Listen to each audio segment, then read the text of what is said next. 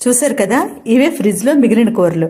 అయితే మామిడికాయని చెక్కు తీసి ముక్కలుగా కట్ చేసుకున్నాను. ముందుగా గిన్నెలో నూనె వేసి ఈ మామిడికాయ ముక్కలు వేసాను. ఒక 2 నిమిషాలు నూనెలో అలా మగ్గించుకున్న తర్వాత అప్పుడు పసుపు, ఒక 3-4 పచ్చిమిరపకాయలు వేసాను. ఇవి ఒకసారి కలుపుకున్నాక ఉప్పు, ఇంగువ వేసి 1 నిమిషం పాటు అలా మగ్గించుకున్న తర్వాత నీళ్లు పోసి మూత పెట్టాను. మూత మీద నీళ్లు వేసాను అనమాట, అంటే అడగంటకుండా ఉండడానికి.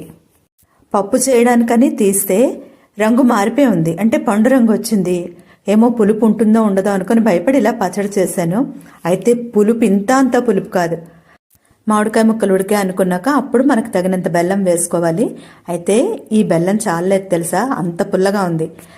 ఆఖరిన పోపు వేసుకొని కావాలంటే కొంచెం పలుచగా ఉంచుకోవచ్చు, లేదా ఇంకా దగ్గరగా చేసుకోవచ్చు. పలుచగా చేస్తే పులుసు, దగ్గరగా చేస్తే మామిడికాయ కూర. మేమైతే దీన్ని తళికి పచ్చడి అంటాం అనమాట.